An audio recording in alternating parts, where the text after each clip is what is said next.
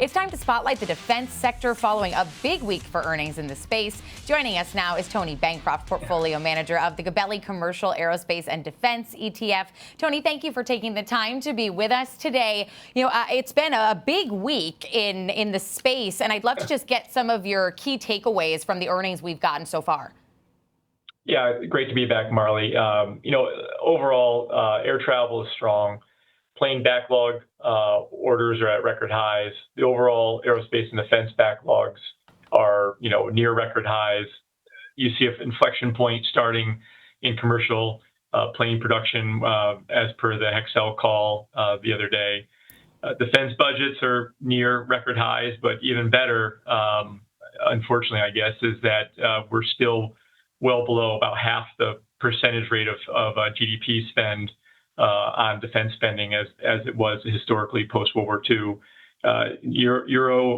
European defense spending is up. NATO defense spending obviously is up. Geopolitical instability remains in China, Russia, Ukraine, and the Middle East. And probably the only bottlenecks we're seeing right now is some parts of the supply chains.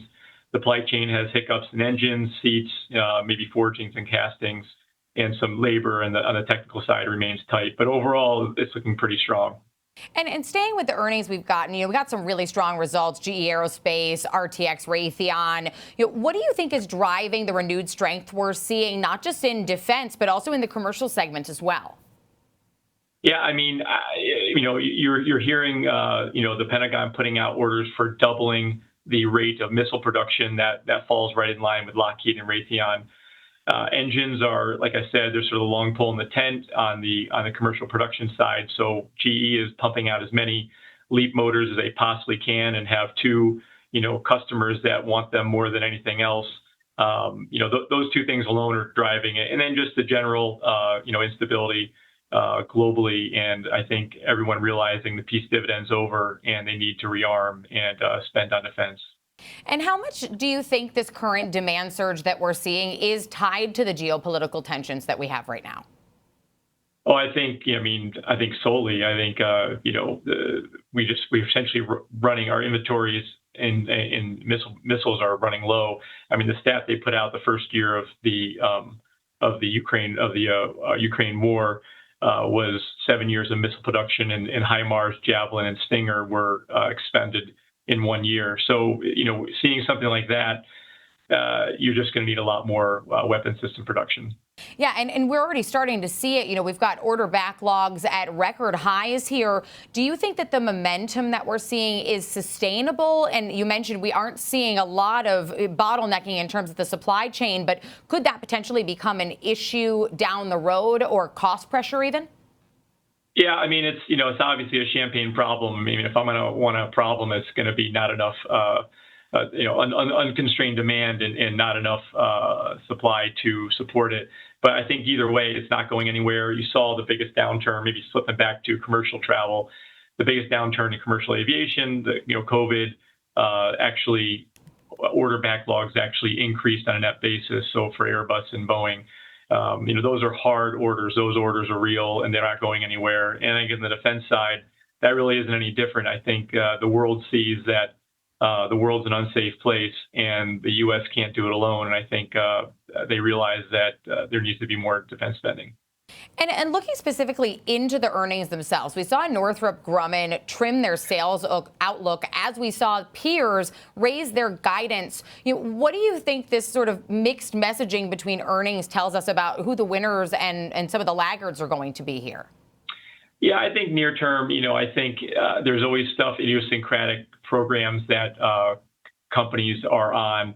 There's a lot of large scale programs that have these things called estimate at completion. They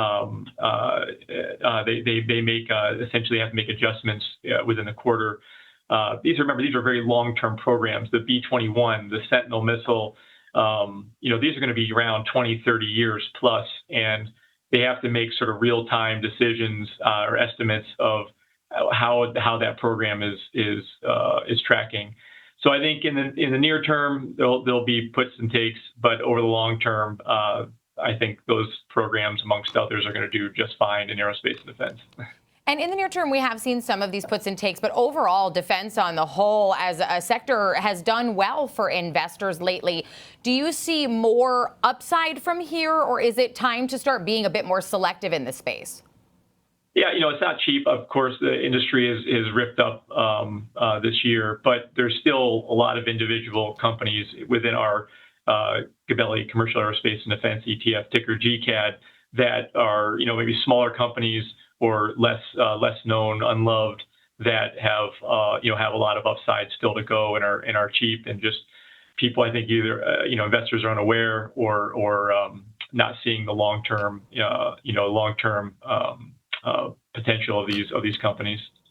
And for GCAD specifically, how are you making your selections to put into the fund? Yeah, we've been following aerospace, and our founder Mero Gabelli has been following aerospace and defense, 40 plus years, and we're pretty serious investors in this area, and we know the space.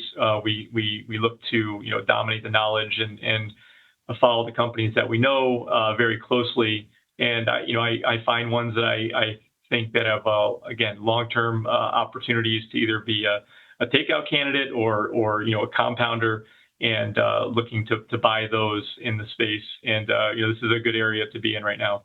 And as you look at this space, because it is a good area to be in right now, what are some of the risk triggers that you keep your eyes on? Yeah, again, evaluations in some of these companies have gone haywire. We're not really large investors in probably some of the ones that you're thinking of, but every standard macro potentially can always be an issue with, obviously, commercial travel, although it's actually shown resilience over time. But I think in the near term, that could potentially be an issue if that were the case. Obviously, defense spending with the budget, again, we've seen over time that usually there is a CR in the near term, and then the defense budgets eventually get agreed upon. They're bipartisan. There's a lot of states that have, on both sides of the aisle, that have a lot of military bases, and their constituents obviously want these budgets to be passed. So I think overall, we're in a good spot.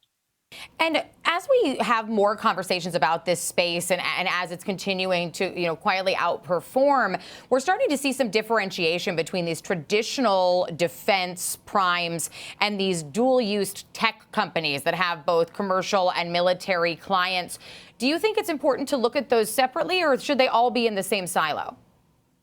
Oh, I think they're going to be, the way I look at it is, I think in the long term they're going to be working together, and and all the primes and the defense techs have been pretty explicit on this, that they're going to be working together and within joint ventures, which they already have been doing on a pretty large scale. Listen, a company like Anduril or a Palantir or whomever, they're not going to go build a ring laser gyro at scale that's trying to compete with a Honeywell, who has been making these for decades, and they're the best in the world by far. These components are going to be used and integrated into their systems, and the software and the technology, the AI that the defense techs have.